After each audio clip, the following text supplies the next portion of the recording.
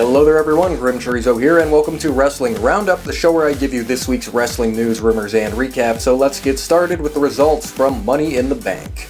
On the pre-show, the Golden Truth defeated Breezango. Also, the Lucha Dragons defeated the Dudley Boys. Onto the main card, the New Day retained the WWE Tag Team titles against Gallows and Anderson, the Vaudevillains, and Enzo and Cass in a fatal four-way match. Baron Corbin defeated Dolph Ziggler. Charlotte and Dana Brooke defeated Natalya and Becky Lynch, and after the match, Natalya turned heel by attacking Becky. Apollo Crews defeated Sheamus. AJ Styles defeated John Cena. Dean Ambrose won the Money in the Bank ladder match. Rusev retained the United States Championship against Titus O'Neil. And in the main event, Seth Rollins defeated Roman Reigns to become the new WWE World Heavyweight Champion. However, after the match, Dean Ambrose came out and cashed in his Money in the Bank briefcase and defeated Seth Rollins to become the new WWE World Heavyweight Champion. So a hell of a show, hell of an ending. Amazing to see, Roman Reigns walk in with the title, Seth Rollins get the title, and then Dean Ambrose get the title. All three former members of The Shield held the WWE World Heavyweight title in the span of like 2 minutes. And that is just awesome. The next night on Raw, Sami Zayn defeated Kevin Owens with a roll-up, and then Kevin Owens and Sami Zayn started brawling all over the stage and the backstage area, which I guess shows that this feud is nowhere close to being over. John Laurinaitis returned to Raw and campaigned to run both Raw and SmackDown, which Shane McMahon shot down. Charlotte retained the Women's Championship against Paige, and after the match, Charlotte and Dana started attacking Paige, and Sasha Banks made her return to assist Paige against Charlotte and Dana.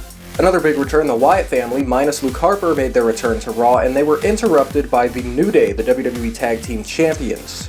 The main event of Raw was Roman Reigns vs. Seth Rollins in a rematch, this time for a number one contendership for Dean Ambrose's world title. Both men were counted out, and Shane McMahon announced that at Battleground, we will finally get that Shield triple threat. Dean Ambrose defending against Roman Reigns and Seth Rollins for the WWE World Heavyweight Championship. It was announced that the WWE Draft will take place on July 19th, which is the first night of the live SmackDown. The WWE Cruiserweight Classic has started taping and will start airing, I believe, July 13th, and it will be hosted by Mauro Ranallo and Daniel Bryan.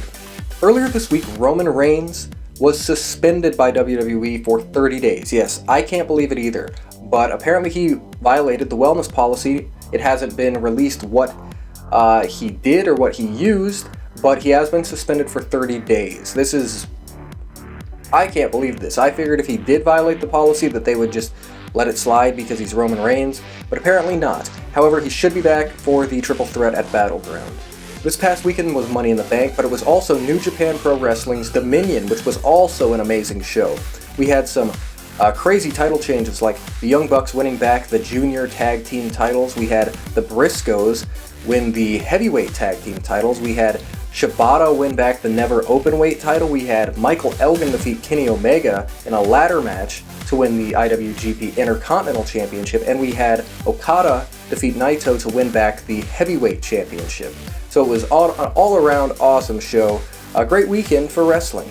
Rumor has it that starting in September, WWE will be running 2 pay-per-views a month, one Raw and one SmackDown, and a leaked pay-per-view schedule shows some new pay-per-views including Backlash returning, No Mercy, Clash of the Champions taking place of Night of Champions, and Roadblock.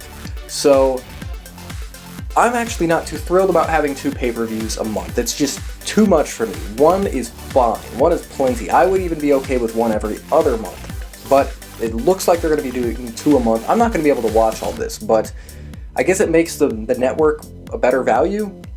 $10 for even more pay-per-views, and I feel like it's going to make the booking and the builds less important, and just these matches being at the pay-per-views all that really matters. So maybe I'm wrong, maybe I'll love it when it starts. It's too much, and I would prefer just having the one a month, and maybe doing a Raw one this month, SmackDown this month, and do a combined one for the big ones, but that's just me. So thanks for watching this week's episode of Wrestling Roundup. I hope you enjoyed, and I hope you'll come back next week. See you later.